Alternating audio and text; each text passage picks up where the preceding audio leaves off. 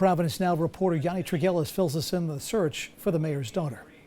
Well, some good news to report out of Bristol County, Mass. Taunton Mayor Shauna O'Connell saying that her daughter Riley was found safe in Ohio just less than a week after she first was reported missing. Now, the mayor posting last week to Facebook that her daughter Riley went missing from a wellness center in Hilliard, Ohio, and yesterday posting a heartwarming update again that Riley was found safe in Columbus. The mayor thanking the Taunton Police, Columbus Police, and Hilliard Police for their efforts in finding her daughter. The mayor actually telling us this morning that she is in Ohio with her daughter in the hospital recovering, and that she's looking forward to bringing her back home to Massachusetts again just 5 days after Riley O'Connell first went missing. The mayor, Shauna O'Connell, posting an update that she's back home safe. A Cranston man has been arrested following a bank robbery Friday morning. It happened at the Citizens Bank right on Park Ave in Cranston. 58-year-old Gino Rotundo posted bail back in April following a standoff with police in North Providence last year. He also had an active warrant out for his arrest for shoplifting and violating a no-contact order in Coventry. Now, police arrested Rotundo after he was found sleeping in a storage facility on Phoenix Avenue in Cranston. A Cranston police officer is okay after his cruiser was hit early Sunday morning. It happened around 2:30 near Elmwood Avenue when the officer was responding to a call. Now, police say another vehicle did not yield at the intersection and hit the officer's driver's side door. The officer and that driver were taken to the hospital and released. New at 4, a Providence man has been sentenced to serve 32 years in prison for a 2019 assault and robbery involving 2 women. 28-year-old Diamond Wilson Wooten pled guilty to 2 counts of first-degree robbery, 3 counts of first-degree sexual assault, along with gun and conspiracy charges. It was back in January of 2019. Wilson Wooten and 2 co-defendants were driving on Manton Ave around 4 o'clock in the morning. Wilson Wooten cut off the vehicle with 2 women inside, forced them out at gunpoint, and stole their belongings. Well, a short time later, Wilson Wooten tracked them down and then sexually assaulted them at gunpoint. The other 2 defendants have previously been convicted.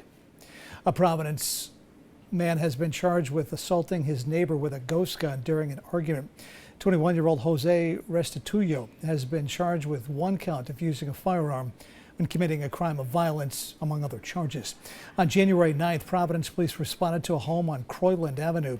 The incident allegedly stemming from a power outage in Restituyo's unit, which escalated when he took out a gun and pointed it at his neighbor. A Johnston man arrested in New Bedford for allegedly trafficking fentanyl. New Bedford police say 29-year-old Ellison John is charged with trafficking nearly 50 grams of fentanyl. The arrest coming after a traffic stop. Police believe fentanyl was being sold out of the car. A Johnston man facing multiple felony charges after a traffic stop. Providence Now anchor Terrell Azak has the story. Johnston police say a traffic stop in town last week ended in drug and gun charges. Police pulled over Johnston resident Michael Lovenberry. Police say the 50-year-old had cocaine in a loaded semi-automatic pistol. He's facing charges related to having that gun without a license in addition to the drugs. He was arraigned last week. Now to our focus on our schools. The town of Johnston is now taking over the school department after the department ended the school year with a $1 million deficit. Providence Now anchor Alyssa Zara has that story. I'm outside Johnston Town Hall, where Mayor Policina Jr. says the Johnston School Department ended the 2022 school year with a $995,000 deficit. He says he was recently made aware that the 2022-2023 school year will likely end with a multi-million-dollar deficit. Policina wants to fix the issue for the 2024-2025 school year. He says the town will be loaning funds to the schools to help with past deficits. The 2024 budget will be finalized later this month. The mayor and town council are expected to put over $2 million to the department, which would be the largest appropriation to the schools in Johnston ever. In the meantime, the town has hired a private firm out of Pennsylvania to perform a financial audit on the school department. The Diocese of Providence announcing that 2 churches in Warren will soon be merging. St. Alexander Parish and St. Mary of the Bay Parish will become one on July 7th. Officials saying they came to that decision after requests from both of those churches. All records, including baptisms, confirmations, marriages, and deaths, will all be transferred. Now to some local stories we're following for you on this Monday afternoon. The Rhode Island SPCA is asking the public not to abandon animals at the shelter after a cat was found outside this morning. Shelter staff saying the 5-month-old tabby cat was in a litter box weighed down by a rock. Spokesperson with the RISPCA saying this is not the first time that someone has done something like this, abandoning an animal outside of the shelter, and it's definitely not the right way to surrender a pet. The shelter can waive the surrender fee, they say, for those who can't afford it. The cat, by the way, is safe and healthy and will soon be up for adoption. The city of Pawtucket is now looking for local business owners who would like to take part in the final fireworks celebration at McCoy Stadium. Fans are invited to McCoy's final inning, which is kicking off next Monday at 3 o'clock. People can go to the field for music, food, and games before the fireworks set off just after 9. Local business owners are invited to fill out a form to be part of that send-off. Forms for volunteers are also being posted. We have all that for you on our website. Just go to abc6.com. Trending now, a Father's Day with a family to remember. A foul ball hit high into left field at Fenway Park becomes a nice piece of baseball memorabilia for a few fans. However, the moment quickly took a turn when the youngster threw it out back on the field. His older brother was not a big fan, did not take it well.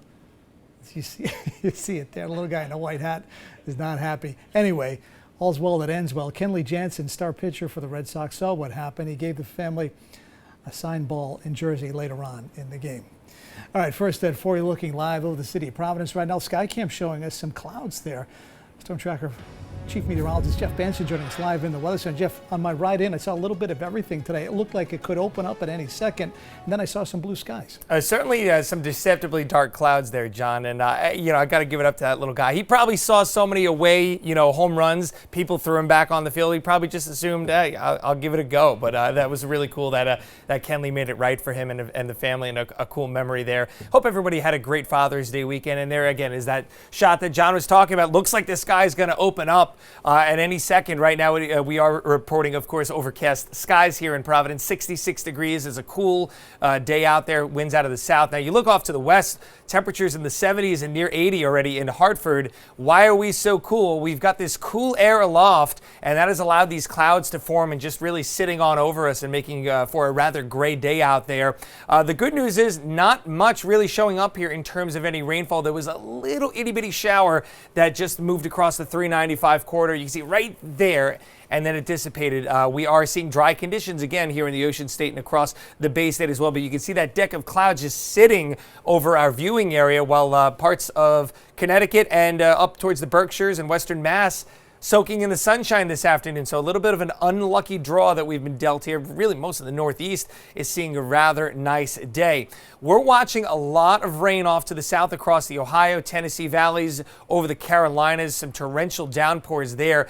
That is going to be mostly at bay this week, but later on in the week, it's going to try to move up into our area as it moves up the East Coast. As you can see, we're looking at mainly cloudy conditions as we head into tonight. Some brighter weather and some warmer weather is in store for our area. We'll tell you about that coming up. John? I look forward to it. We'll see in just a bit. Thank you, Jeff. A storm is now gaining speed in the Atlantic and has a chance of becoming the next named storm. Providence Now meteorologist Skylar Spindler explains why there may be trouble brewing in the Atlantic. Well, for the last few months, sea surface temperatures in the North Atlantic have been higher than any on record during this time of year. This is related to the combined effects of climate change, developing El Nino conditions, and a lack of Saharan dust. Now, temperatures in the North Atlantic tend to rise in the summer, and they peak usually in late August through early September. But the unusual Atlantic temperatures are part of a pattern of above average surface temperatures across the global oceans, which hit a record high of 70 on April 1st. And this is especially concerning because it's occurring after years of gradual and accelerating heating, and that's just at the onset of this El Nino pattern, which is known to supercharge global warming and extreme weather. Now, warm Atlantic waters fuel hurricanes, and as the sea surface temperatures rise, the likeliness of having stronger hurricanes will occur. For ABC 6, I'm meteorologist Skylar Spindler. Still to come on ABC 6 News. First at 4, 100 envelopes showing up at the doors of U.S. public officials with suspicious white powder on them. Plus a wave of mass shootings leaving several people dead, dozens of others injured all across the country. And a Titanic tourist submarine suddenly undetectable in the Atlantic. The latest on the search and rescue operation. You're watching ABC 6 Southern New